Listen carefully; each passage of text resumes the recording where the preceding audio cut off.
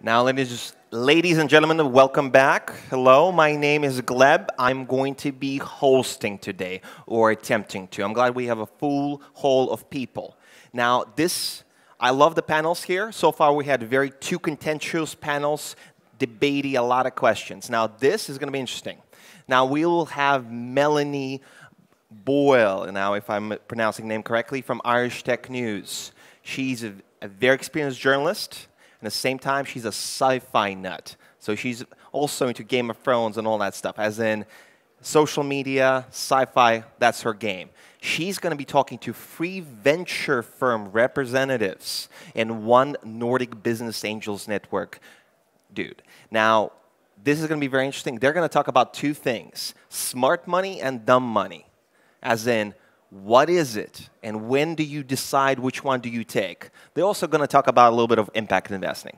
Now, on this kind note, I would like to welcome our panelists on stage. Zaya, Stephane, Hussein, Mikko, if I'm pronouncing it correctly, and finally, Stephane Boel. Please, warm hand of applause for these fine people. Interesting. Hi, everyone. Well, thank you for the introduction. Quite apt as well. I am a bit of a social media nerd and sci-fi nut. But I'm also a writer at Irish Tech News. And for some insane reason, they thought that was a good enough reason to have me here. Anyway, thank you very much for joining us at the very first panel this morning. We really appreciate you getting here nice and early for us. And as Claes was explaining, we have quite an interesting panel today. We have Zaya.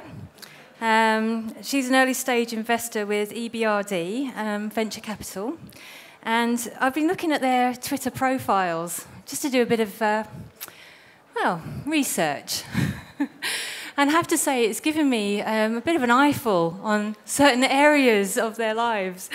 So Zaya, you joined in May last year on Twitter. What made you join last year?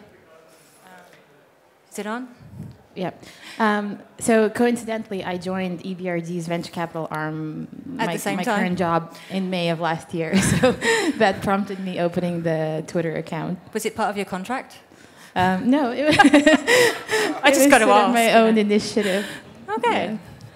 And then we have Stephane. We had a great time in the speakers' lounge. Was it Stephane, Stephanie, Stephane? You know, so we went through quite a range of names.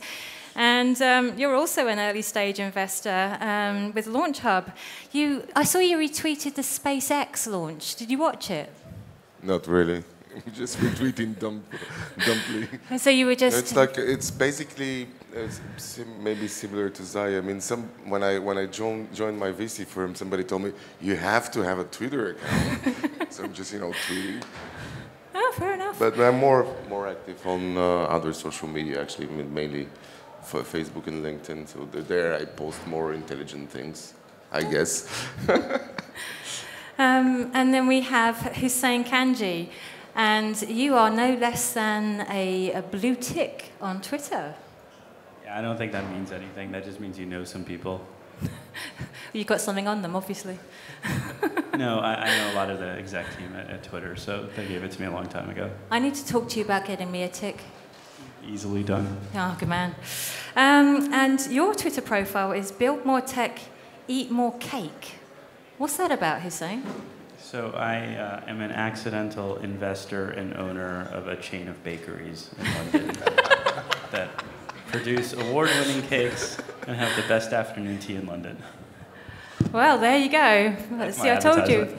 Quite revealing looking at people's Twitter bios. And sorry, you're... Are you making your business meetings in your bakeries? Or if you follow me on Twitter, you'll see I check in at the bakery every once in a while. They say cake is really good for breakfast. Okay. Science. I'll go along with that. I didn't mention you're also a co-founder of Hoxton Ventures, and you're based in London. And then, last but not least, we have Claes Mikko. And your Twitter profile is pretty intense, I've got to say. There's a lot of detail in there. You're the co-founder of Fiband.org. You're a steering board member of Rising North Fund and the managing director of Nordic Business Angel Network. Is this the smart and dumb question already? But yes, that's correct. Yeah. Good stalking, excellent. So yes, that's Twitter, and I'm happy to be a tweet believer. So is it Twiddler or something? Yeah. I don't know what it is. You're just a tweeter. Do you actually get any time to enjoy things, like eat cake or? Sometimes, but like Arnold Schwarzenegger says, you just have to sleep faster. So I woke this morning 3 a.m. and I heard these guys watching on Twitter and Messenger like where is everybody? So I woke up the same time as these guys were. I'm not sure if you had any sleep this night. So good. We call it in Finland deep due diligence. So due diligence. Yes. So well done. So I'm a little lagging behind. So I'm going to catch up the Finnish sauna, which also known as Finnish exit. Sounds right as well. Well, I just thought I'd give you a brief introduction to our speakers. Now, we did discuss briefly by email what we were going to go through, but as Claes was saying, it's definitely about what is smart money versus dumb money. Zaya, why don't you start us off? What do you believe smart money and dumb money is? Well, yeah, I think that this, when I was thinking about, before joining this panel, whether I'm the representative of smart or dumb money. But I mean, there is such thing as, I think whoever your investor is makes a huge difference. So, because you'll be with these people for the next 5 years, and whether or not they will be adding any value to your company, and how, you know, your relationship will evolve over time. So, or is it going to be someone completely hands-off, so just giving you the money and, you know, you'll never see this person again, which in some cases I think works well, and there's nothing wrong with that. And I would say this is probably typically what we would call, you know, dumb money. So like a very passive investor who doesn't really do quote-unquote value add, right, to the company or the entrepreneur. In some cases, I think we're going to talk about it. In some cases, that's perfectly fine. But I think, especially for early stage companies, it's quite important. You know, if your investor is experienced in your vertical or in your business, if they've done, you know, if they've invested into similar successful companies elsewhere, if they can really sort of help you and guide you. This is especially true, I think, for early, you know, like seed, maybe Series A stages. Yeah. Because there are 5 stages, aren't there? And one thing I did notice actually from all of your profiles is you're all early stage. What is wrong with the rest of the other stages? Are they just dull, boring, or, you know, why all early stage? I think that definitely early stage is more exciting than late stage, but it's also more challenging. So, you know, there is really way more things that investors have to I mean, work with the companies and help them on various things. It's quite a risk, think that there isn't is there? I mean, when talking about smart and dumb money, there is the right investor for each round and each stage. So it's just that I can give you an example of a company that we're like a very, very early investor. It's a Bulgarian founder in Silicon Valley. We were like seed and pre-seed. You know, back then we were adding some value, but nowadays we don't really need to be involved so much because nowadays just, you know, the guys, they have some other amazing VCs that invested afterwards, like Liner Perkins and a bunch of other guys on the B and C rounds. So I mean, in each round, the investors will actually give something specific that is the right thing to contribute in the given round. So what would you think was dumb versus smart money as well? We'll get back to that question. I think that dumb money in general is government money, unfortunately. It's like half of Europe. Yeah, by the way, our fund also has some government money. It's just 36%, not half, just 36%.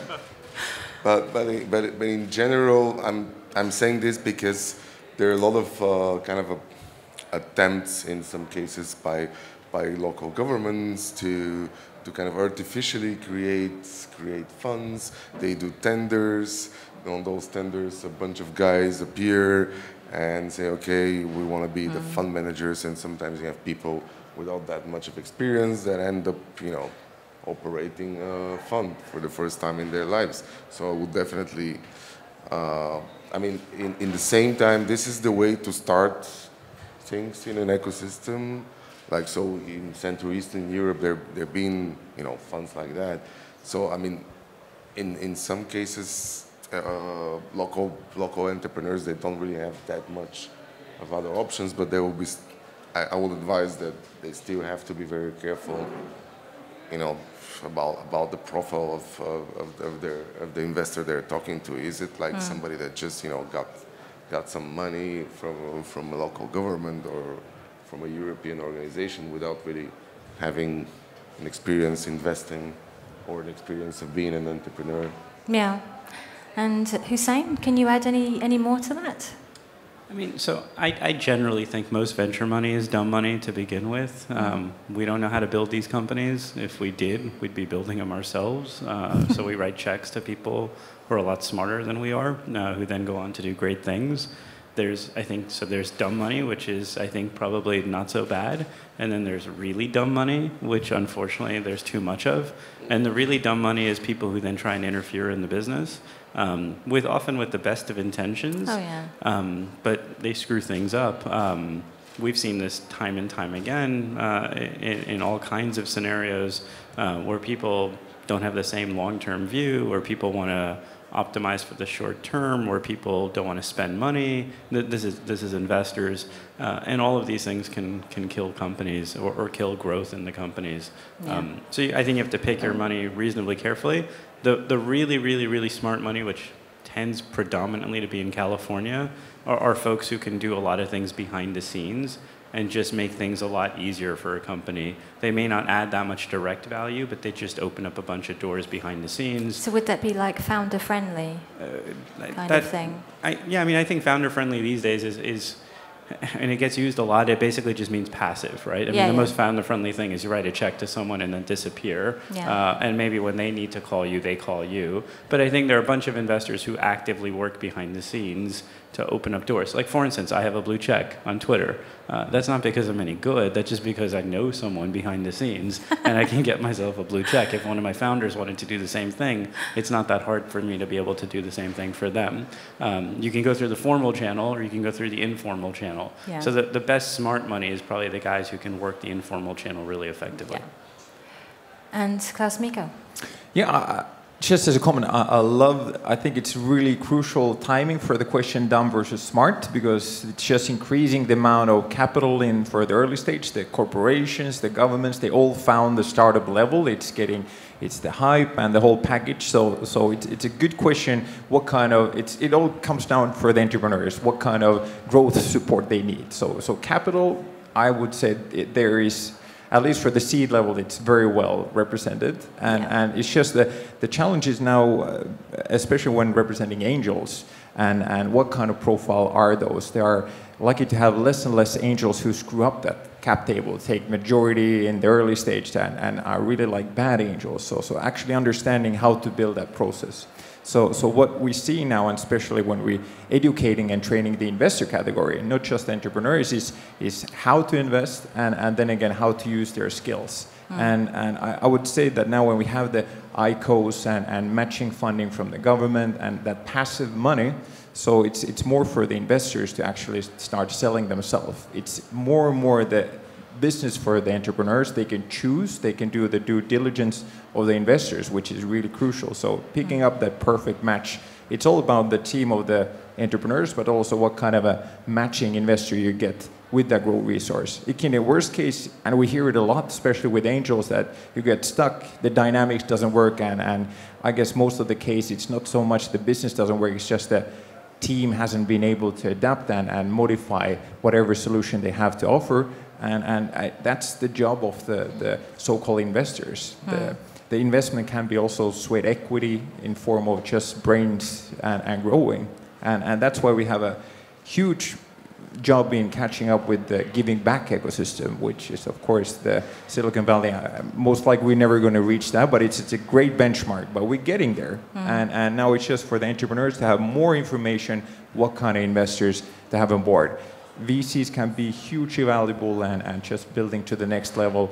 Angels as well, just passing that value of death. But the best case, of course, is the entrepreneur is so smart they don't need any investor. If they just need the growth resource, then in theory, that's available, and they can keep the 100% ownership as well. You don't need an investor necessary.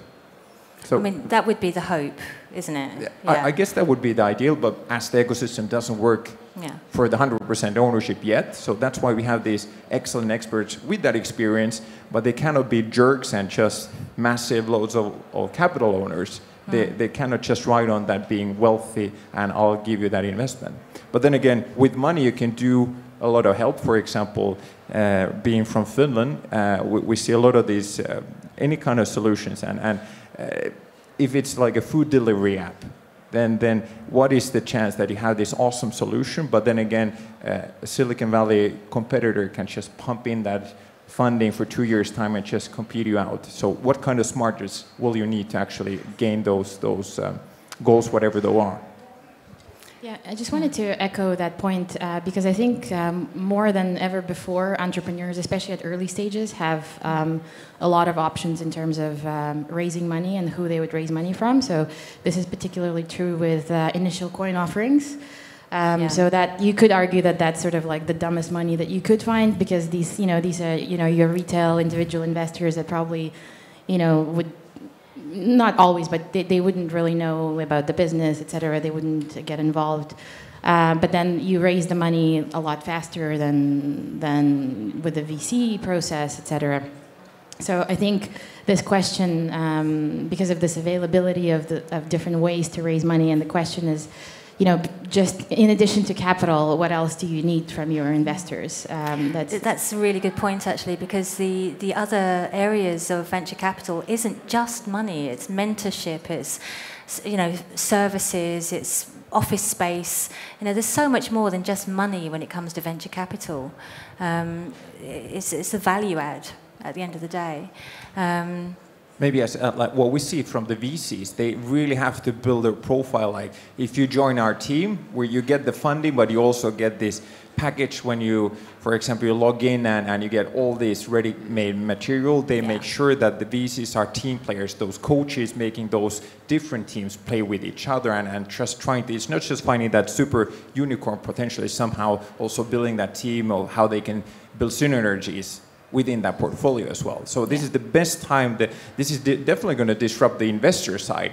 Less jerk investors, and they really have to be smart who offer it back and help in building. So there has to be more investors who have that entrepreneurial background, have been there, make their hands dirty with the entrepreneur. So no free riders who just can, we all see in the social network film and the new generation of entrepreneurs, they know that they can prepare themselves, that no free riders, they actually have to create value.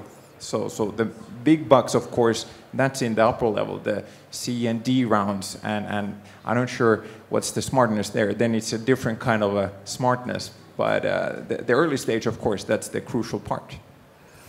I would add something. It's really important, I think, for entrepreneurs when they talk to a fund to actually look at the portfolio companies of this fund, and actually they can see if they can have some value by just being a part of a family of other entrepreneurs, because all the investors have to do, and I'm not saying we're doing it perfectly well, our fund, but we're trying.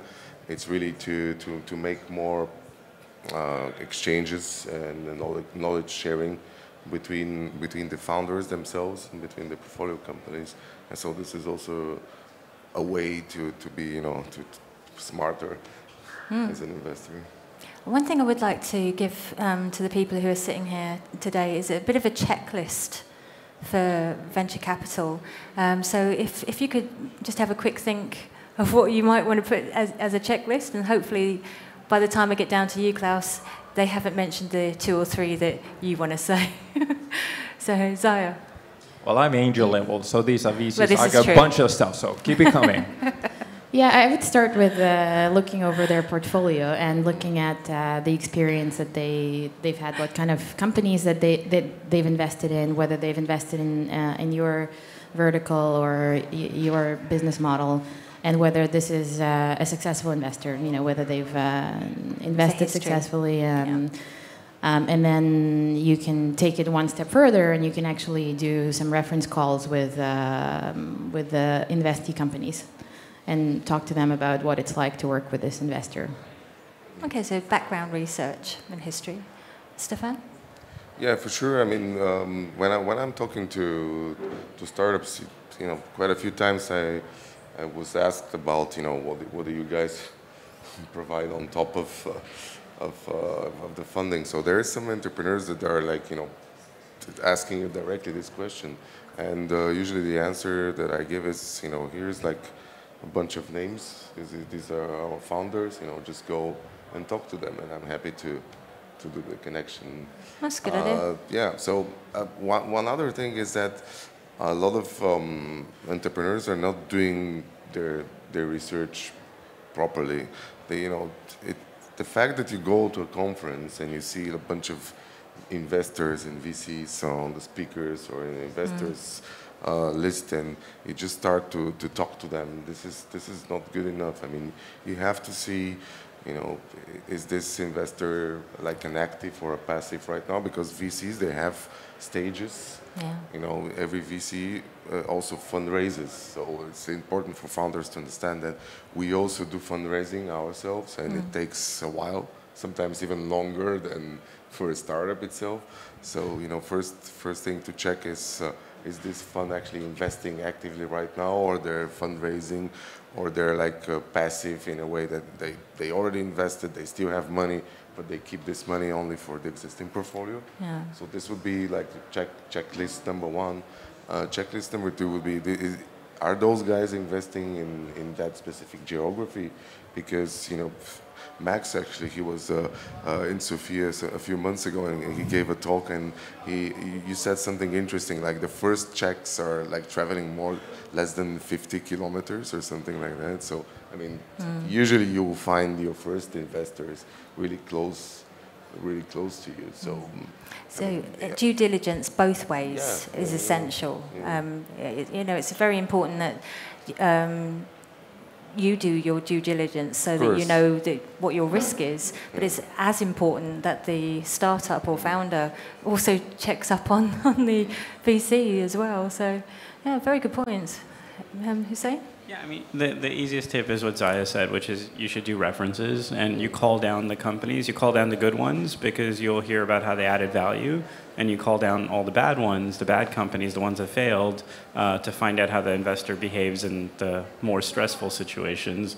And that will give you the best portrait of how the investor actually thinks about life.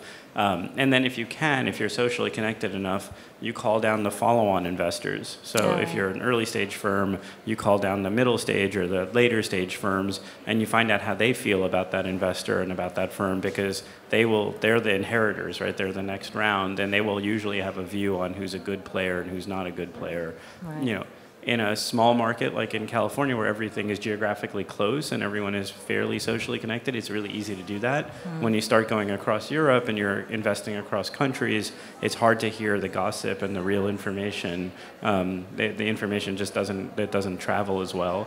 So you have to do a bunch of phone calls and I think some extra special work. But then at the end of the day, if you only have one check on the table, you know, sometimes unfortunately you have to take the check, right? So money does matter as well. Yeah. Good points, excellent. So as these were like more the, let's say, the institutional, when you reach that VC level, it's expected that there is a team and there's a startup and you reach a certain level and you're seeking like 100,000 plus in euros. Let's take it simplified.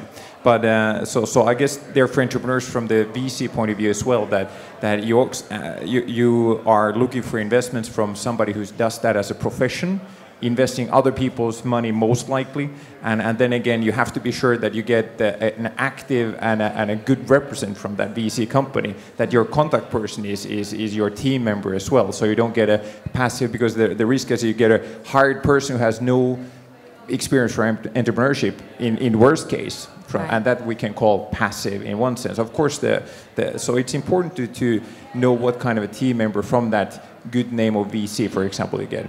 But when you go to a little earlier phase, the angels who in medium, they invest 20,000 euros per round per angel, at least in the Nordics, it's quite small tickets. So what is important that we don't have a definition in Europe what is a business angel. Anybody can call themselves a business angel, and so it's not mentoring, it's not philanthropic, voluntary job, but it's absolutely not consultation.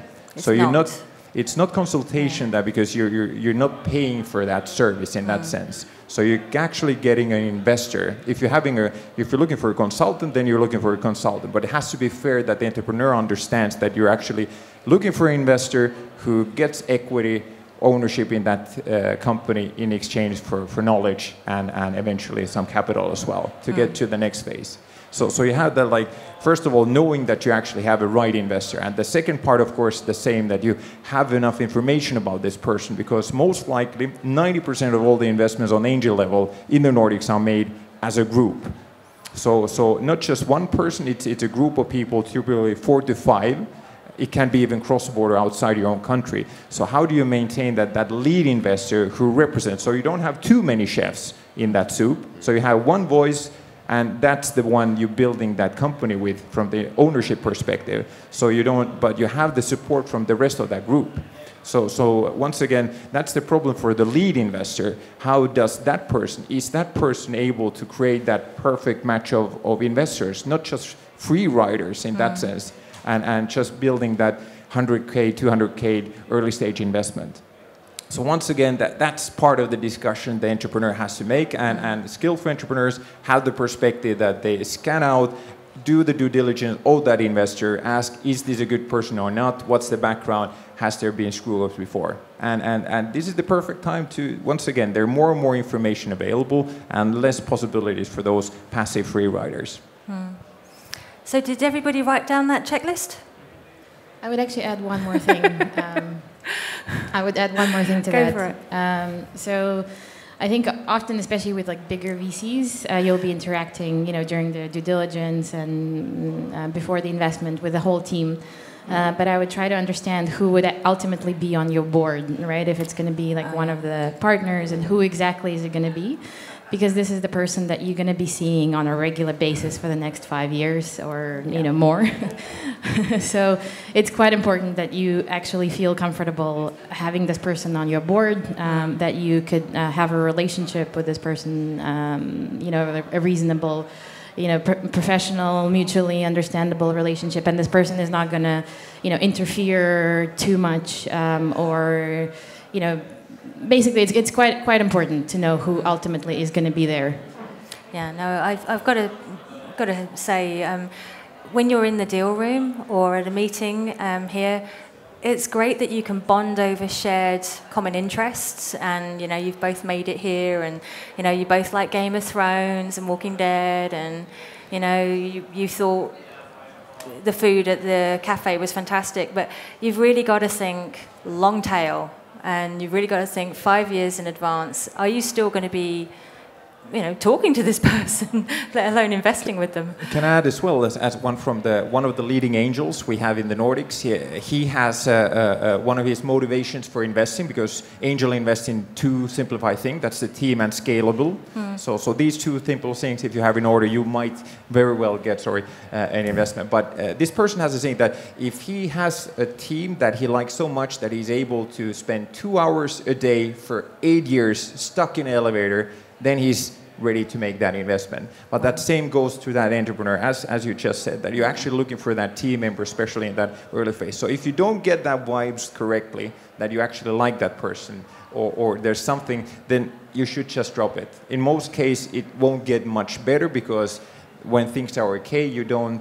So this kind of stress test, or whatever that should be, typically VC tested it out that they listens to what the entrepreneur says from the first meeting, and after 3 months they ask it again, and have they fulfilled those, for example, promises they made. So that's stress test level. So also the entrepreneur should make something out of that investor. Hopefully the situation is that the entrepreneur gets to pick who the investor will be.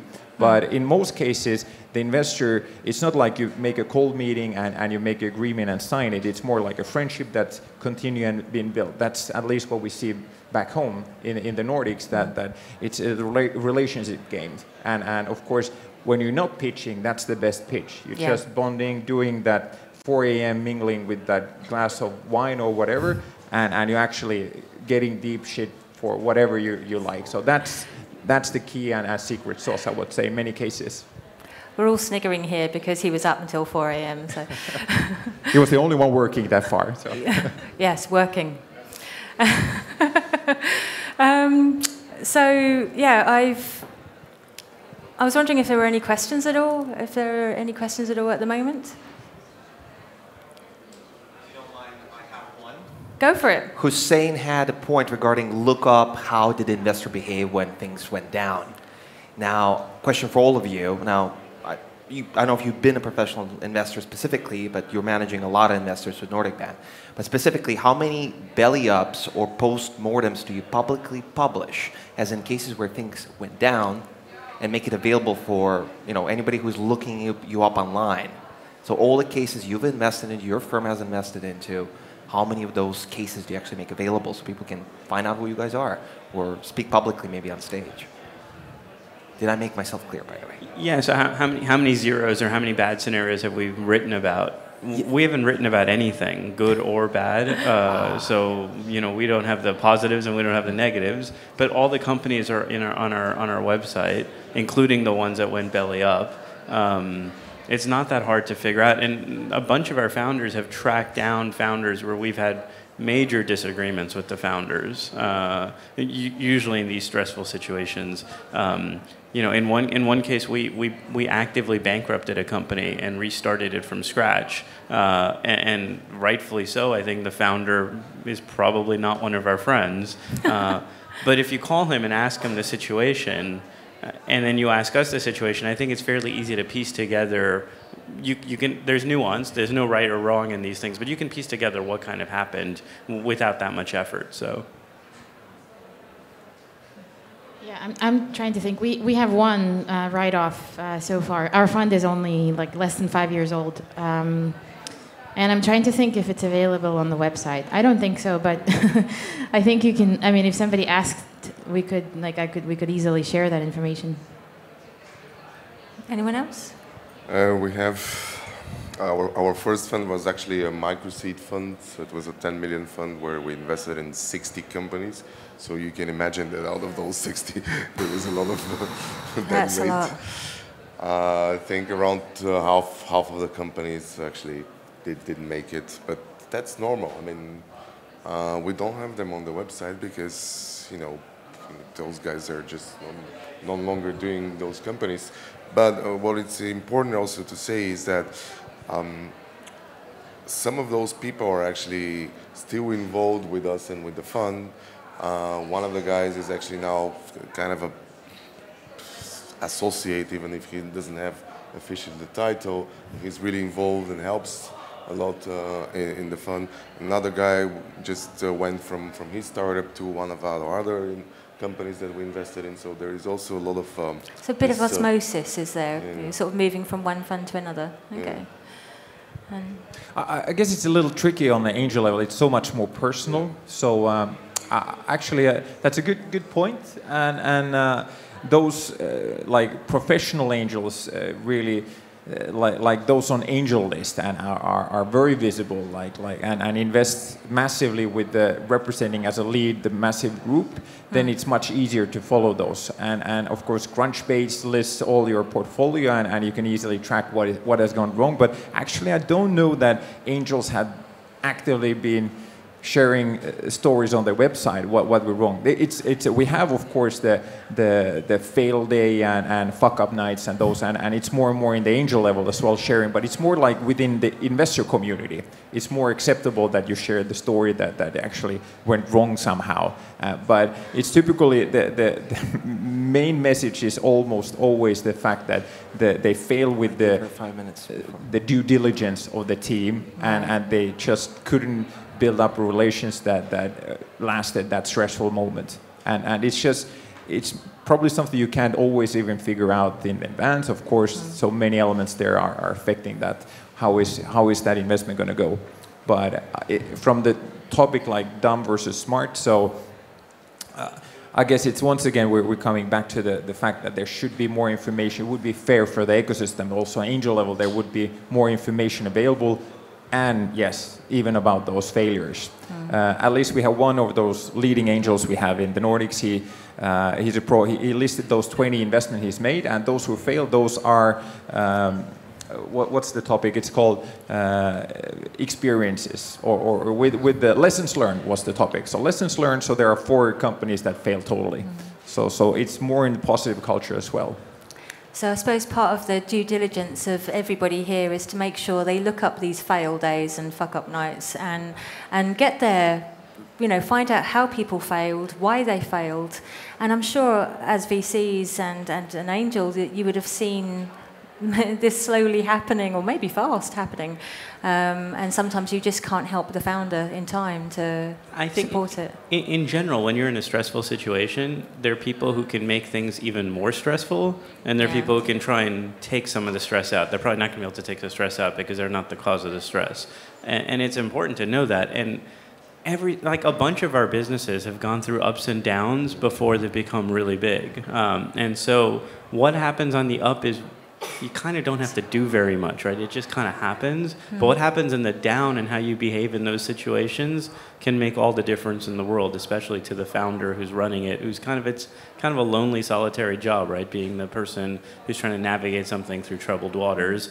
And if your investors are panicking while you're in that situation, it's just really, really, really hard to be a captain. Yeah, that's not going to help, is it? Are there any other questions? Any questions? I would happy to hear comments or questions as well. Meanwhile, we're waiting, I would like to just bring out one part which hasn't been really discussed yet, the crowdfunding part. And if you could just quickly take that, because what's interesting in London, and what I would assume you see quite a lot as well, because in the UK, it's more like crowdfunding is very much used by the angels on the level. It's more like the teams bring on a smart money element, an angel, to support that, and the crowdfunding comes after that smart money is implemented. So it's more like a marketing tool and additional passive funding, because you have in UK, you have the deduction model in taxes, you can get the lawyers and doctors to invest, but they're not startup experts, but you can get that money flowing. The same goes with the governmental part, that they're, at least in Finland, the so-called dumb money, it's more matching money. So nowadays, we don't have the culture anymore. It changed quite, in the last 5 years, it changed that the government doesn't make the primary decision which company gets the investment or not. So they changed the model so that the government only matches the private initiatives.